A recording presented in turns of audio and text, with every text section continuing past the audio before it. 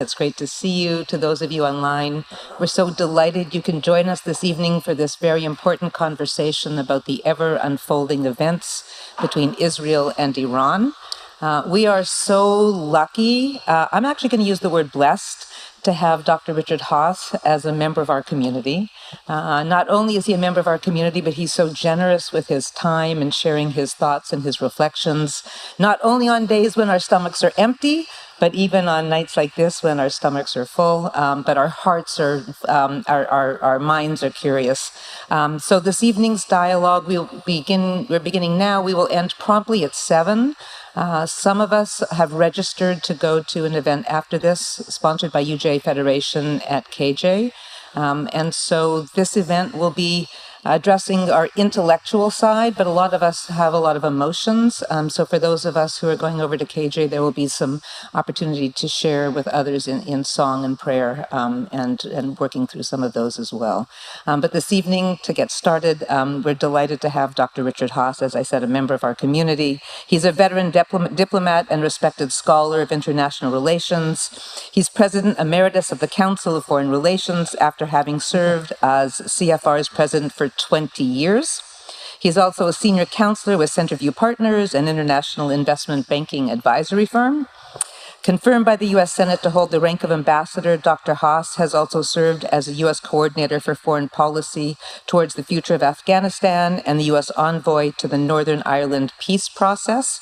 As a Rhodes Scholar, Dr. Haass holds a bachelor's degree from Oberlin College and a master's and doctorate of philosophy degrees from Oxford University. He is the author or editor of 14 books on American foreign policy, 1 book on management, and 1 on American democracy. And he's also the author of a weekly newsletter, Home and Away, published on Substack. Thank you for being here with us. And of course, Rabbi Elliot Cosgrove needs no introduction, so I'll leave it to the two of them. Thank you, Rabbi Kaufman. Would you like an introduction? I need, no. No. But Dr. Haass, thank you, as Rabbi Kaufman said, and thank you to Rabbi Kaufman and the entire team for putting this evening's program together on very short notice. As Rabbi Kaufman said, right now for the next hour is for the head. Those of us who have pre-registered for the solidarity convening with all the other communities, that begins at 7:30 p.m. immediately or soon thereafter. Dr. Haass, it's always good to see you. I see you in the pews all the time, but if I see you on this bima, it means it's either Yom Kippur or there's a crisis in this world, and we are certainly in a crisis moment. This evening's hour is billed as making sense of the moment, a briefing on Israel and Iran. Just to give it away, there are no surprises. What I'd like to do in these next 45 minutes before we open it up to questions is roughly ask how we got to this point, where things stand now, and how things could evolve from here. And then we'll open it up to all sorts of questions. So I'll begin with 2 words with a question mark. Why now? What precipitated Israel's attack on Iran's nuclear facilities now? Why now is a 2-word question, so you think I could give a 2-word answer, but I can't. It'll take a bit more than that. First of all, good to be here with this community. It's an important time. Plus, there's no pressure today. I figure if people don't like what I have to say, you can go out and have a drink afterwards. Yom Kippur, there's much more pressure. So this is relatively simple, but a serious time. Look, why now is not a simple question. Actually, there's a good Old Testament quality to this. In the Old Testament, there's literature about different kinds of wars, and actually take about commentary on the Old Testament by Maimonides. And Maimonides speaks about wars that the king had no choice but to undertake, and wars of discretion, essentially wars of choice. And I would argue that in this case, this was a war of choice by Israel. Doesn't mean it's good or bad. It just is a war in which Israel had other options. It hadn't exercised this one until now, which suggests there were other options. I want to circle back to that. The Prime Minister of Israel said that there was new information that Israel had, one way or another, garnered Not clear what it was. It hasn't been made public. So it could be that there was new information about what Iran was either doing or likely to do.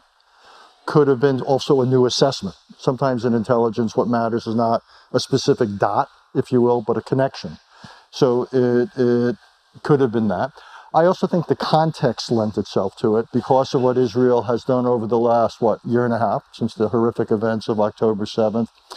The weakening, in April and October of last year of Iranian air defenses, the devastation, decapitation of Hezbollah, the military weakening of Hamas. It had created a context where essentially it could act with tremendous military freedom over Iran. A few days before Israel acted, the International Atomic Energy Agency, which is the international watchdogs, if you will, of the nuclear non-proliferation process, issued a report that was quite worrying and basically said the Iranian government had not been forthcoming. And there were various activities going on that were at variance with previous declarations of theirs and their obligations. What we know is that Iran had done several things. It had accumulated a large amount of what's called highly enriched uranium. Uranium can be intensified, concentrated, and you have to get up to very high levels to have the sort of stuff that goes into bombs. And Iran hadn't reached that point, but had gotten relatively close to it. It had done, if you will, most of the work. It'd be like running a marathon and being at the 23-mile point. They had done most of the work to that, a large amount of it, plus their ballistic missile inventory by this point was large and growing. So for all these reasons, I believe that Israel wanted to respond. There's other possibilities. One is several people have put forward the theory that they were uncomfortable with the diplomacy that the United States was carrying out with Iran, and were worried that a deal might happen that wouldn't satisfactorily take into account their interests, that it would leave Iran with enough material or enough leeway that would be dangerous. There's those who think there were political aspects, that this government of Israel, this prime minister, shall we say, was looking for something that would distract attention away from other things, including Gaza, including the debate over democracy. And it should be pointed out that this is an issue that Israelis who can't agree on anything else, they can agree on. This is one of those issues that people who hate or love Gaza policy, who feel that Israel, the courts ought to have a big role or a little role in Israel. This is something that a lot of Israelis come together on. And in my experience in life, there's multiple reasons that people do what they do, but I think some combination of those things is why Israel elected to act now. And one of the most interesting things that's happened in my mind is not what's happened, but what hasn't happened, meaning Hezbollah, Hamas. Yeah. There have been, there maybe from the Houthis, some, but nothing that's been a game changer. The Gulf states, the reaction of the region, which, as you point out, is really a reflection. Syria is no longer Syria. The neighborhood has changed in the last 18 months. Dramatically, and that's, again, revealing. It's so much of Iran's defense and their national security policy depended upon their proxies. And if you think about it, Hezbollah was their principal proxy. And the idea there was all the rockets that Hezbollah had, somewhere between 100 and 200,000. The whole idea is that would hold Israel back. Because if Israel ever were to act against Iran proper, Hezbollah would be able to do all these things. Well, Hezbollah can't do those things now. So Iran had based a lot of its defense policy not on what it could do for itself directly, but on what its proxies could do. That turned out to be, in some ways, a deeply flawed strategy. And one of the interesting things, getting ahead of ourselves, will be whether people in Iran question this reliance on proxies. Because what we see in Iran's air defense systems are generations behind the kind of thing that Israel now is putting up against them. Right. I want to come back to the distinction. Oh, just I say one. I apologize. Of course. That you mentioned, and the lack of reaction in the neighborhood. No love lost for Iran. Which is not to say the Arab countries around Israel want to see a war or want to see escalation. They're obviously worried about their own energy installations and so forth. But there's no love lost for Iran in this part of the world. Okay, I'm stuck because there are 8 questions coming out of my mouth at the same time. Let's stick with the Gulf states.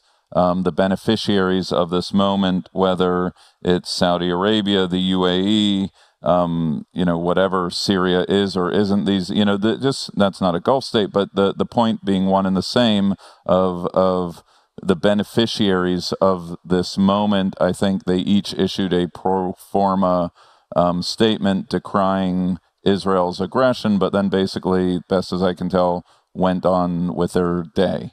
Is that also, and we... No, pretty much true. And my hunch is they did the least they felt they had to do, perhaps to placate a degree of domestic public opinion. But again, look, the Middle East has changed a lot. You have the Abraham Accords, you've got Egypt, Jordan, others have, relationships with Israel. And again, a real appreciation of the Iranian threat, either directly from Iran or historically. I should have mentioned one other thing, which is, in some ways, it's so big, I should have mentioned it, which is the other reason the why now is Israel had been watching what Iran had been doing for years with its nuclear program with alarm. And, as awful as October 7th was, and I don't diminish it in any way, it was not an existential threat to the state of Israel, as horrific and as terrible as it was. An Iranian nuclear weapon is potentially an existential threat. So I see in Israel, what was potentially happening was seen as a qualitatively different sort of challenge that was coming down the road. And let me just say one other thing, at the risk of getting wonky for a second. When I mentioned before, Israel did it was a war of choice. What Israel did is what's known in the literature as a preventive military attack, a military attack against a gathering threat. The Israeli government used the phrase preemptive military attack, which was reserved for imminent threats, and I think that was a misuse of the word. Curiously, it was the same misuse of words that George W. Bush did before the 2003 Iraq War. He called it a preemptive war when it was really a preventive war.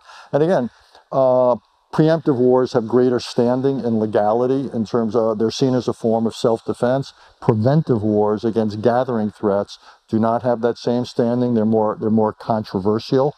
Can I just check you on that? Yes. Because based on what you said 5 minutes ago, isn't it premature to weigh in on whether this was preventive or preemptive? Meaning you yourself said, we don't know what new information Israel had. Yeah. So historians may reflect on that distinction, but we don't have the luxury of Here's doing why it's that. not inconsistent. Because even if we get information that Iran was reaching certain levels of capabilities, that's still different under international law than an imminent use of them.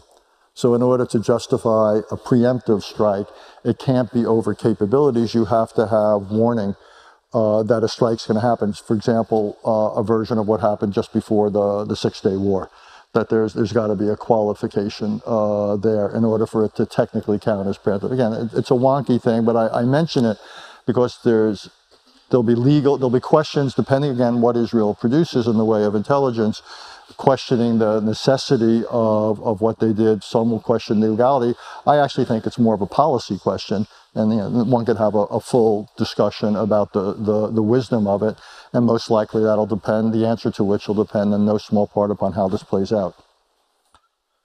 So to pull the camera back 10, 15, however many years, for my entire memory of the Netanyahu government, and probably other governments as well, the single greatest existential threat to Israel has been an Iranian nuclear bomb. So whether or not, why this weekend as opposed to another time, we'll find out in years to come. But you can't blame the prime minister. I mean, he's been true to his word that this has been the North Star threat to Israel. And I guess I'm now playing back all of the conversations in various administrations, Iran deal, no Iran deal, we should. I mean, how do you play back, or do the events of the last 48, 72 hours make you think through the various chapters of this story leading up to this moment? I think something like this was probably inevitable. For those of you who don't spend all your time reading Foreign Affairs magazine, which hurts me deeply, but look, you had there had been growing concern about Iran's nuclear-related activities. In 2015, the United States and other countries in Europe signed an agreement with Iran that put certain time-limited limits, 10 years for this, 15 years for this, on various aspects of the Iranian nuclear program. And all along, just to be fair, Iran said it was not interested in creating a nuclear weapon, though it never satisfactorily answered the question, if you're not interested in creating a nuclear weapon, why are you doing things you would not have to do if you're simply interested in nuclear activities for generation of energy? There was always a disconnect, shall we say, an inconsistency in the Iranian argument. In any case, there was this agreement in 2015, quite controversial, because to sum it up, I'd say it managed the problem, it didn't solve it. Or to use another word, it parked it for a while, for say 10, 15 years, various aspects of it. Became very controversial. When Trump 1.0, the previous Trump presidency came in, ripped it up.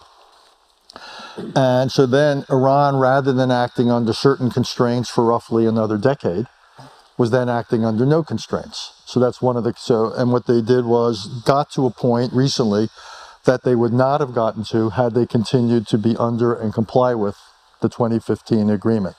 That said, even if this agreement hadn't been torn up by Trump 1.0, at some point all of the ceilings would have expired.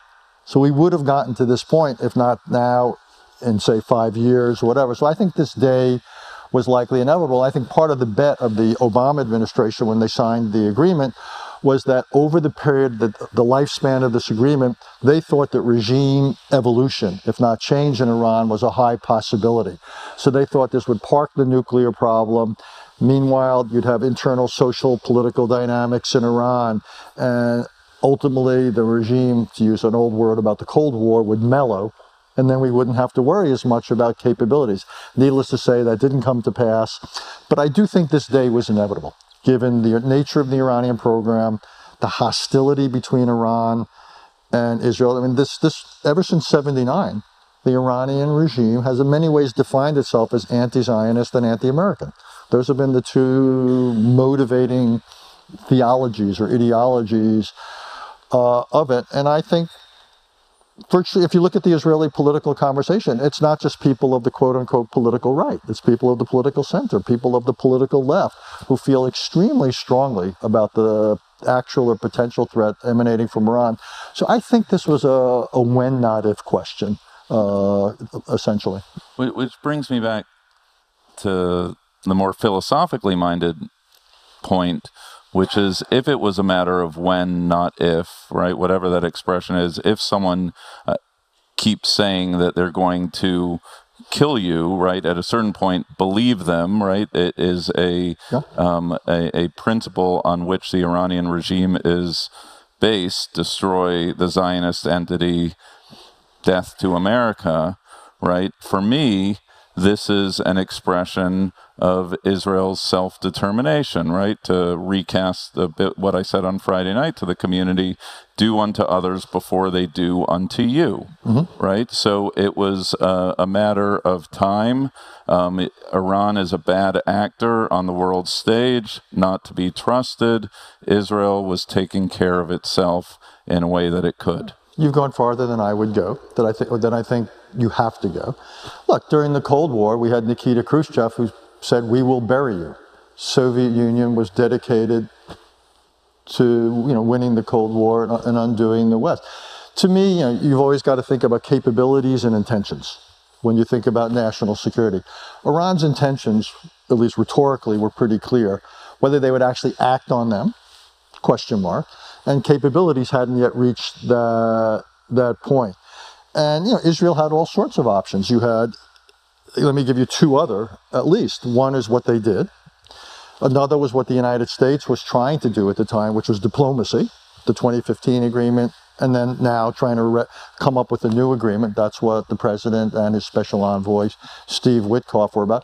Another, the United States, when the Soviet Union developed nuclear weapons, our view was rather than carry out a preventive attack, which was discussed in the late 40s and so forth, the United States chose deterrence. In principle, Israel could have done that. I'm not saying it would have been wise to, but Israel had a menu of of options. So there was the question of when to act and how to act. And this is what foreign policy is about. They chose, in this case, to carry out an attack that really had two dimensions. One was or three dimensions. One was to continue to degrade military capabilities, air defenses, missile sites, whatever. Second of all, to go after the certain known nuclear-related installations like Natanz and other places, Isfahan. We'll talk later about Fordo.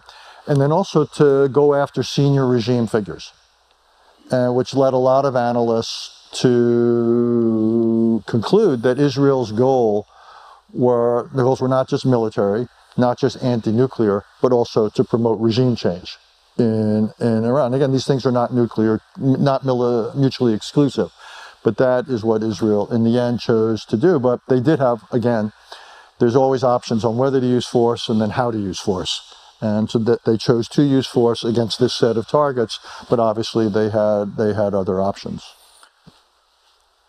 So I want to go back to a cynical read of what's taken place, because I think it's important in the spirit of open dialogue to share different voices that I've heard expressed in the community, which is the single greatest goal of the Israeli government right now should be the return of the hostages. Period out. The living and the dead. And that what's happened in the last 72 hours has not brought that goal closer now. If anything, it's made it less likely. So to those in the community who might say cynically, either this was politically motivated or this was contrary to the stated goal. I mean, I was in the Central Park on Sunday at the Free the Hostages Now rally, and I have to say it was very textured what was going on. On the one hand, supportive of Israel's right to self-defense, but on the other hand saying, let's not take our eye off the ball. It's about bringing the hostages home. So I hadn't heard that argument.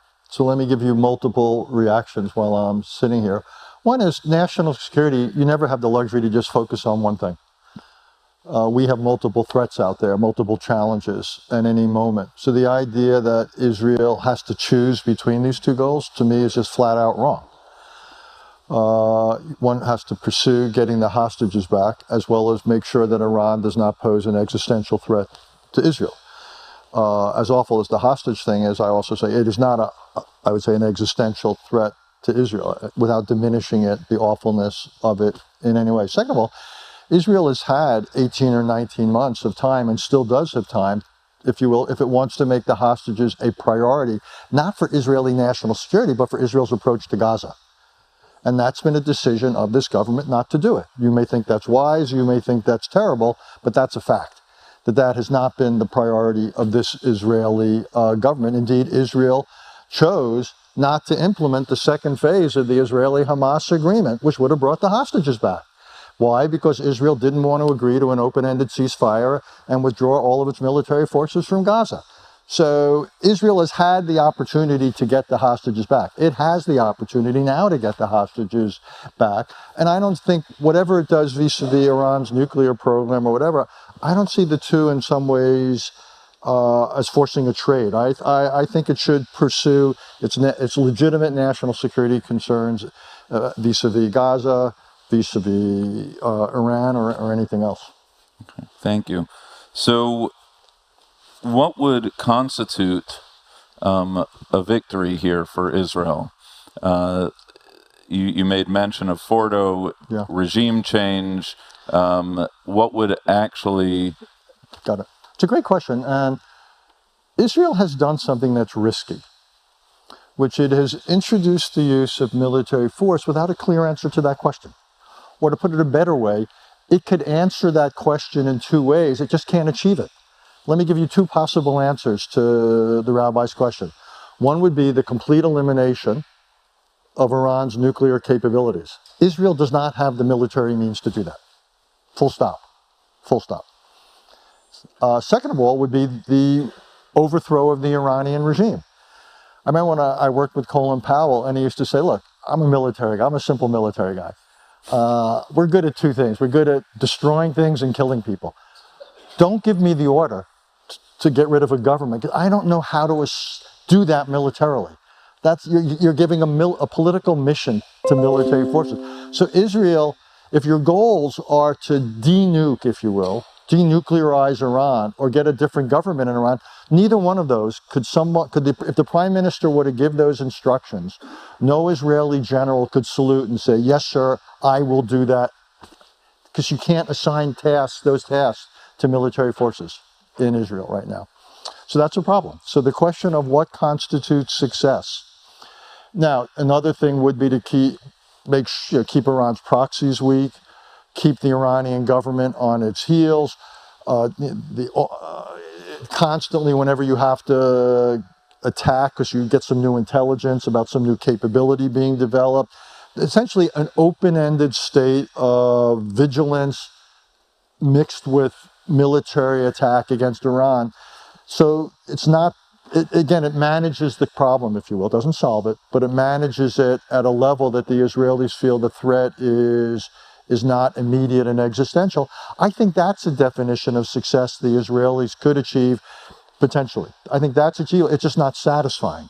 But I think that is achievable by Israeli military forces. But they have not answered that question. And I find it's quite interesting to go into a war without a clear answer to that question. I tend not to recommend it. So let's bring in the American administration then. Sure. Because you very carefully worded that Israel doesn't have the capability of accomplishing its goals, but America may have the capability of accomplishing those goals of bunker busting bombs, Sure. underground arsenals, all that. Where do you see the lead up to green lights given, and what are some of the possible moves of the American administration? Yeah. And of course, this is all happening in real time. So in real time, probably since we've sat down, 16 things have changed. So forgive us. Look, the administration, this and previous administrations have been watching Iran warily. It's been bipartisan position that Iran should not be able to get a nuclear weapon. A little bit of lack of specificity or clarity of what's short of that ought to be tolerable. Because I always said, I want to make sure that Iran, it's not enough to say they don't get a nuclear weapon. I don't want them to be a week away or a month away. And big debate about what was tolerable short of that. But let's put that aside. And you had the 2015 agreement approach. You had sanctions. You had threats of military force. You then, clearly, this Israeli government felt a need to act for whatever set of reasons that we've discussed, or conceivably other reasons. Initially, the administration said no, give our negotiations time to play out. And then after roughly 2 months, for whatever reason, either the administration had decided that it politically didn't want to say no to Israel anymore, or had become persuaded that the talks with Iran were not succeeding. Maybe there was new intelligence. I don't know. The red light turned to another color. I don't know if it was yellow or green, but it turned to another color, as the Israelis clearly took that as acquiescence, or whatever, enough of a approval, what have you, acceptance to do it. And they did it. I think now, interestingly enough, the administration has a couple of big decisions to make, really big decisions. One is, the rabbi was suggesting, is whether the United States threatens to or actually carries out military attacks on those nuclear installations, above all the one at Fordo, that the Israeli military doesn't have the capability to reach. It's because it's deeply underground, all sorts of layers of protection. You need things like our B-2 bombers with these very large ordnance, so-called bunker busters, which have a kind of, they get rid of one layer of defense and then follow on immediately with other explosives. We would have to do that ourselves. It's not something we could transfer to Israel. So one question is, do we become a direct participant in the offensive side of the war, in addition to helping Israel defensively against Iranian missiles? Big question. We can talk about it, but that's one side. Second of all is whether we were to tell the Iranians, if you widen this war, for example, if you attack Saudi or other energy installations, shipping, whatever, that you go after American embassy, whatever, we will become a full participant in the war. Another question for this administration. And in both cases, there's the really interesting, what's the lash up? What's the relationship between military threats and diplomacy? Because if you're going to threaten the Iranians, you've got to say, but here's the off-ramp, here's your exit. However, we will not attack Fordo, or we will not do other things. Indeed, we'd even relieve sanctions if you were to do these things. So what's on the list of those things? For example, give up all your enriched uranium. Iran gave up its enriched uranium in the 2015 agreement. Funnily enough, it went to Russia. Would they, we'd have to decide who would get it, but that. What kind of inspections would they agree to? Basically, Iran would have to do those things that would satisfy us that they were legitimately out of the nuclear business. Could you ever be 100% sure? No. You can't get rid of know-how in people's brains, and you can't get rid of undisclosed hidden sites sometimes, because no government would let you crawl over every inch of their territory, and even if you could, you can't go in every warehouse and factory. So you would have to say we had minimized, and that we were, so anyhow, you would have to come up with a set of requirements for Iran that you would say, if you meet these requirements, we will not attack you, and so forth. And so I think the administration has to decide what the requirements are, basically a last chance at diplomacy, what they say to deter Iran from certain things, and what they threaten Iran with. So I think Mr. Trump supposedly had that meeting today. President Trump has some really big national security foreign policy decisions to make about what he's prepared to do vis-a-vis this crisis. We talked about not locally, but regionally, of escalation or not with Gulf states and otherwise. What about globally of this thing just going on? Is there any scenario that China, North Korea, Russia, that anyone could get involved at this stage? I think it's unlikely. I mean, the idea that Russia offered to help, I found preposterous. One, Russia benefits from a crisis because energy prices go up. That's Russia's cash crop. If you read, this is the perfect place to say it. Chutzpah has rarely been on such full demonstration as the statement by the Russian Foreign Ministry about their criticism of Israel, about their unjustified attack on a sovereign state, and on and on and on. I mean, really? Really? From the Russian Foreign Ministry? Pardon me. So no, I don't think Russia, though again, it was curious to me that the president wants to make the G7 the G8 again, which again I find totally unwarranted. China wants to keep energy prices down. China, unlike Russia, is an energy importer, not an exporter. But again, I don't see China having a whole lot of sway. The answer is no in the short run. I think the scenario that gets interesting is if there's an open-ended war some way, if this thing is not resolved through diplomacy to our satisfaction, I worry potentially about a North Korea, possibly about a Russia, some other country helping Iran reconstitute its military or nuclear capabilities. Again, I can imagine scenarios where this is not neatly resolved. I mean, you could have diplomacy that succeeds, and then you could have non-compliance. You could have attacks on Fordo, and we could get rid of 90% of known Iranian nuclear capabilities. That still leaves 10% we couldn't get rid of, and that leaves the unknown. And so reconstitution, and that gets to the whole question of what is the consequence of military action against Iran, and we can talk about Iran in a minute, on the strength of this regime. So the hope or expectation that in days or weeks we're going to have clarity here may be an unmet hope. But again, I said, so President Trump has to make these big decisions. So does the leadership of Iran. They have to make decisions about whether they would be prepared to sign on to some diplomatic deal, that they would give up most or all of their uranium enrichment, nuclear weapons, nuclear activities. They would have to, at a minimum, they would avoid, the incentive is they would avoid getting attacked by the United States. They would have to give up the option of trying to widen the war.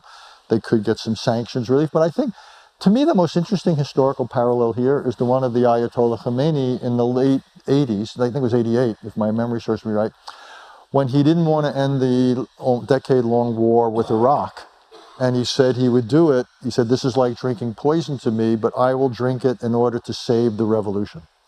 So the question is whether the current leadership of Iran would accept an agreement that they do not like and even find humiliating in order to what they think would be the second time in their history, their post-revolution history, in order to save the revolution. And I don't know if they're at that point yet, but we may find out. So this is actually, Israel has played many of its cards. Love them, not love them, they've played them. The real question now is how the Americans and the Iranians play their hands. And I don't have the answers to that, but I think these will be historic decisions by what happens in Washington and what happens in Tehran. Okay. I'm going to ask a couple more, and then we're going to open it up for questions. In your very busy emeritus retirement status, you've yes, you're the most anyway. You work in also the for-profit world and the effects of this moment on world economies, on energy markets, on... You're not going to ask me for a contribution now, are you? It is noted that you are now in the for-profit, not-for-profit status. How do I make sense of this, the potential outcomes of this moment? What's its effect been on world markets? What could it be on energy markets? I mean, the two sets of markets. One is energy markets. I haven't seen what happened today. Sorry, I've been traveling actually to Texas talking about energy. But the price of oil is up since the crisis began, less than 10%. And by historic levels, quite low. I mean, $70 a barrel, particularly once you factor in inflation, this is pretty low stuff. So there's not been a massive, even though some energy-related installations have been hit in Iran. Stock markets have kind of shrugged it off. I mean, tariffs have had a much bigger impact on volatility in equity markets than has this war. Interesting. Now, it also, in energy, it reflects the fact that because of tariffs and some other phenomena, economic growth is way down globally. IMF and the World Bank have both lowered their figures. That demand, as a result, for energy is down. So there's a cushion, there's surplus in global energy markets right now. So if you're going to have a crisis and you don't want to see massive increases in energy prices, this is a good time because you've got a soft market. And again, there's been so much volatility introduced from other things. This is just one more thing. I mean, this is a funny moment where you're getting bombarded from various directions with all sorts of things outside of the normal earnings picture that drives equities. And this is just but the latest. And so far, at least, it hasn't escalated to, it's been local. As horrific as it's been, as intense as it's been look, and think about it, what happened with Syria, with Hezbollah, with Hamas, and so none of these things has really affected markets. The world's a different place now than it was, say, in '73. So it just, so far there's been mostly a shrug. But, that could change in some ways, but at the moment it's mostly been a shrug. Okay. My last question of these 20 questions, domestically speaking, the American Jewish community has historically been suspect, fearful, and on guard against an anti-Israel left, those for whom Israel can do no right. Of late, my concern remains on that same anti-Israel instinct, but I'm also worried about the Tucker Carlson isolationist far right. And I'm wondering, in this particular moment, certainly as Trump is listening to the various voices and the coalition that makes MAGA MAGA, should we not also be very, very concerned when it comes to America's support for Israel from this increasingly loud voice on the right? Short answer is yes, for reasons that go beyond Israel. But no, I mean, I think the left is more sensitive to the situation in Gaza and the West Bank, and that's been animating the left. Now, it's selective indignation, I get it. I don't see it on Ukraine. I don't see it in Sudan. I don't see it on a million other issues, but I think the left is mostly focused on that. Yeah, the right it's an interesting thing to parse, and I don't whether the right has sort of been pro-Russian to a large extent on the war in Ukraine. It is quasi-isolationist, or more than quasi at times. Some of it, though, has supported some of the muscular bullying, whatever you want to call it, in the Western Hemisphere. But that might be consistent with the kind of spheres of influence. We do this, the Russians have Europe, the Chinese have a... But like the Steve Bannons of the world are some of the loudest anti-China voices out there. So it doesn't line up neatly, but I hear you. And because the right has historically, shall we say, been involved with anti-Semitism, to say the least. And there is a strong, it's either minimalist or isolationist, which I think is dangerous for America. I think when I get up in the morning and I look at the world, I worry. It doesn't mean that the answer is always military force, and I think at times, I use the phrase wars of choice. We've carried out wars of choice that have been truly unfortunate, including the Iraq War, Vietnam, one would argue, and so forth. We've overreached at times. So I think there's a danger in overreach that we've seen. There's also, though, a danger in underreach. Getting it right, that's the stuff of debates. But yeah, I think it's warranted to be worried. And it'll be interesting. That's why it'll be so interesting to see where President Trump comes out here. About how he decides to play the situation, and I get a little bit nervous when people in general call for restraint. It's a little bit like peace. Whether it's peace in Ukraine or you restrain here, you never want to have peace or restraint at any price. So I want to have peace with Ukraine, but not at the cost of Ukrainian sovereignty and so forth. And I don't want to teach Russia and others that aggression pays. And I don't want to have restraint here at the idea that Iran can pose an existential threat to Israel. So, yeah, I'm in favor of, we ought to be in favor of stable, secure, reasonable, fair, whatever word you want to use, outcomes. But I get nervous when I hear, if you will, unconditional calls for restraint. No, it's got to be conditional. Everything, it's got to be compared to what? And I just think we have to constantly ask that question. Okay, thank you. Let's open it up. Short statements followed by a question mark with a bias towards young people. I'm not sure we'll get a lot of questions. No. We're redefining what young means. That's good. Okay. Who's that? Ellie, is that in the back? Yes. Please. Hi, thank you very much. Just wanted to ask a little bit more about, your comments on starting military action without a plan for what was going to happen. I mean, obviously, it seems like there's a very strong parallel here with the previous Israeli decisions to destroy the nuclear programs in Iraq and Syria. And I would maybe just love to hear you flesh that out a little bit. Those were also preventive military actions against those nuclear installations, but those were discrete installations. That wasn't war.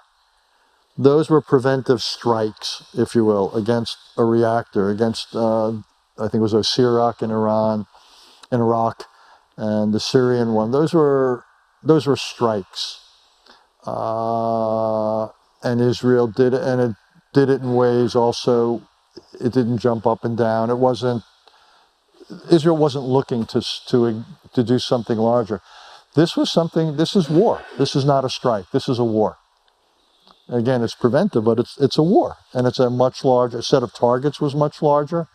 You had 200 or so aircraft involved rather than 1 or 2 aircraft. So this is qualitatively different. And also the potential, well, I would put it this way, the degree of capability that Iran had amassed was qualitatively different than what either Iraq or Syria had amassed. This would have been like Iran decades ago. I mean, compared to the other thing, would have been Iran decades ago, not Iran now. So I think it was a much larger set of capabilities, multiple installations, known, who knows about, by definition, the unknown, a large amount of enriched uranium. So Iran was generations ahead of where either Iraq or Syria. What Israel did in the other 2 cases was kind of nip them in the bud. This was way beyond that, and it took something much larger militarily to do it. And then obviously Israel had other other objectives here as well, I think, weakening the Iranian leadership. Thank you. Yes, Vicky.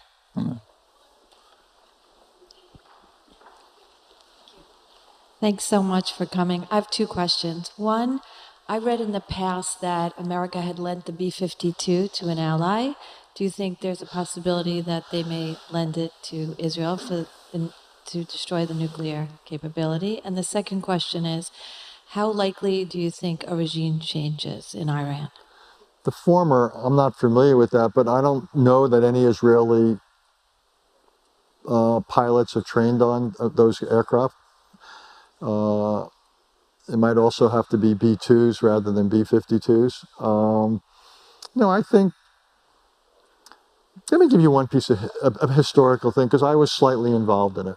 I think the United States faces a big question, and it's a tough one. But we had a similar moment 30, 40 years ago. I have to get my dates right. I think it was in the 80s, 90s. I'm sorry, I think at the latest it was in the 90s. It may have been early, with North Korea. There was a moment early on in the North Korean nuclear program where North Korea had these fuel rods, they're called, which is part of the process.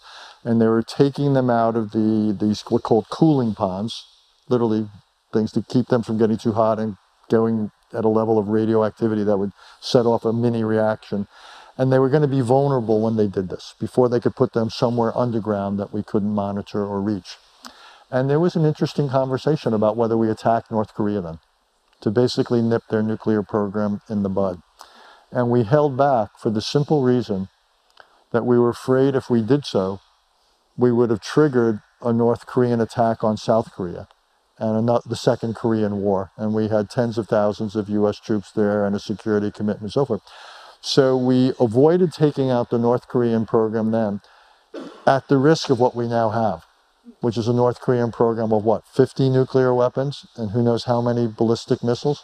So this has become a massive threat, not just to South Korea and Japan, but potentially to ourselves.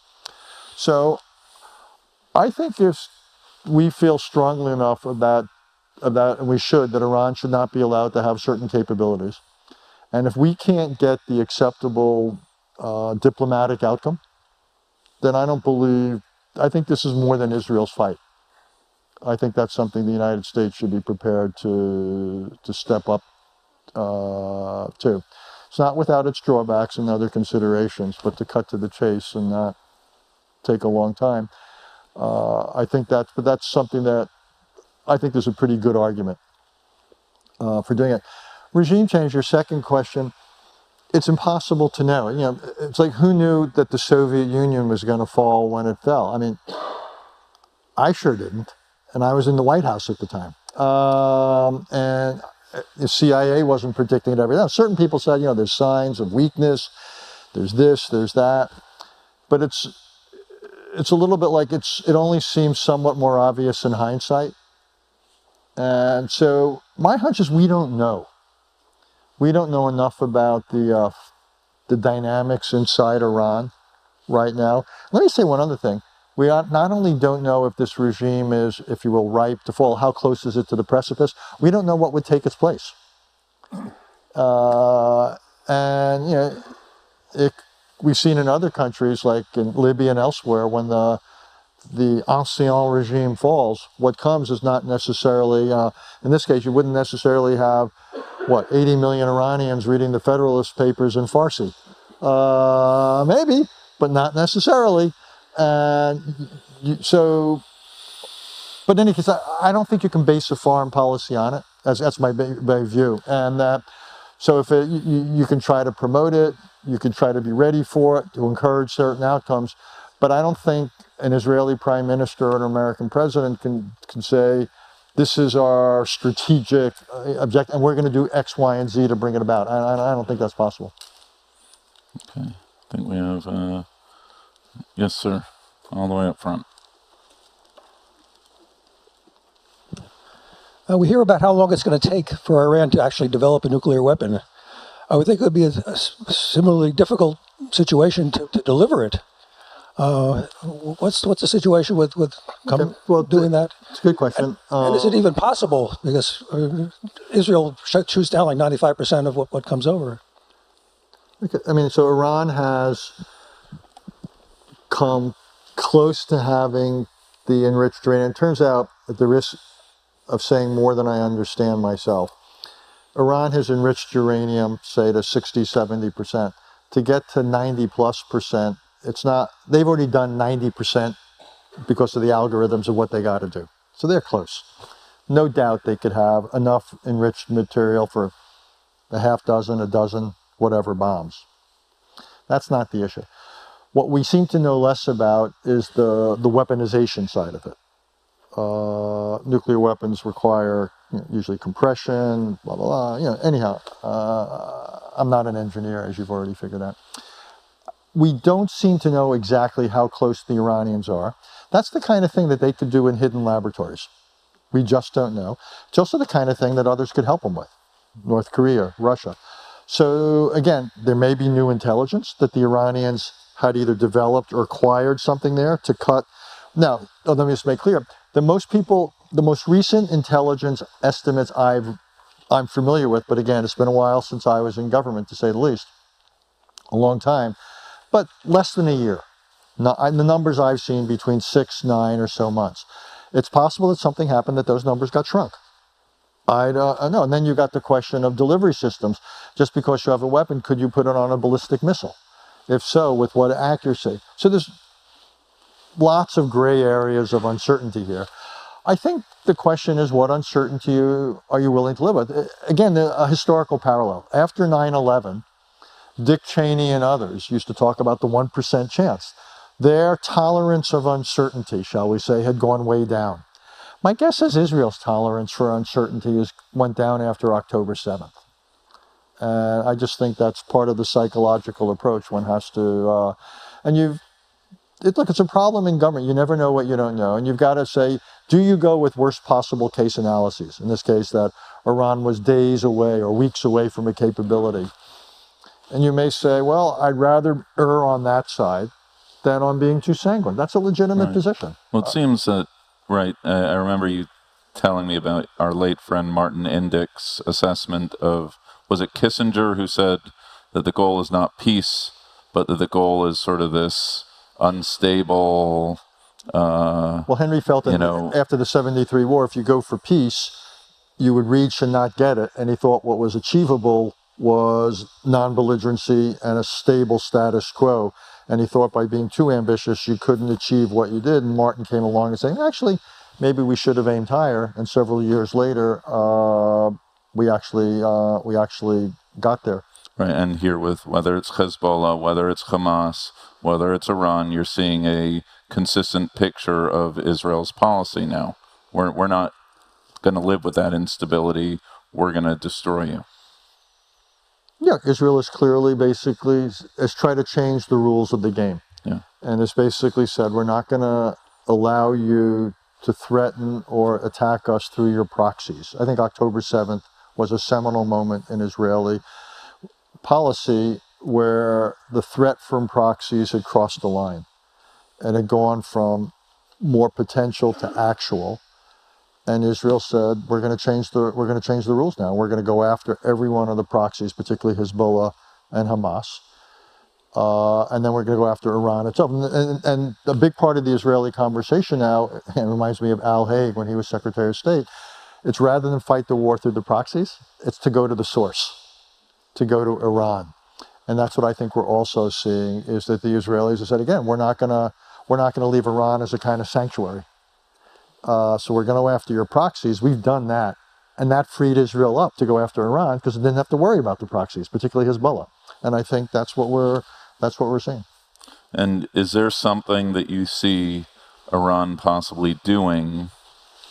I mean, my great fear is that you back Iran in a corner and they're going to throw a punch of some magnitude that is just going to bring this to a next horrific level, whether that's civilian populations, whether that is hitting other targets that Israel's just going to... It seems to me what are their options then? They don't have much through the proxies. Their own capabilities seem pretty limited. They could widen the war against mainly their neighbors. They could do global terrorism and all that. Those are all possible. Probably their scariest immediate option might be some version of what's called a dirty bomb. If they've got enriched uranium, they could pack enriched uranium in conventional explosives and set it off places. And though it's not a nuclear chain reaction fission, it can render a city block or two uninhabitable. So that might be the worst conceivable thing. They could do it this way. So I would say that's where deterrence comes in right now. And I would say, and, Israel's lived with that, by the way, for decades. But I would now, if I were the United States, I would be telling the Iranians, if you were to do anything like this, and you give them a list and say, or anything of this magnitude, you should know here are the consequences. And maybe, we talked with Saddam Hussein, by the way, that if he used chemical or biological, we made it clear that our goal would switch to regime change. We would attack Iraq until we brought him down. And so we could do some version of that with Iran. So that's almost the negative side. The question is also whether with those whether you can induce them. And I think that's worth trying. My view now is I would tell the president to do it in sequence or phases. I would put together a very, very demanding diplomatic outcome backed by a credible threat of force and give the Iranians a finite amount of time to meet it and see what happens. All right. Last question.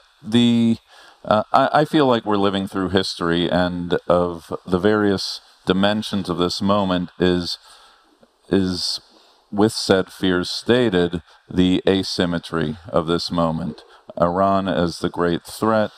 Israel has rendered that threat not out of the picture, but just air superiority. I mean, this on a strictly military level, when this moment is studied in the future in military academies, what are the shock, the asymmetry, the surprise, Israel, Iran not being able to counter it? How will this moment be understood?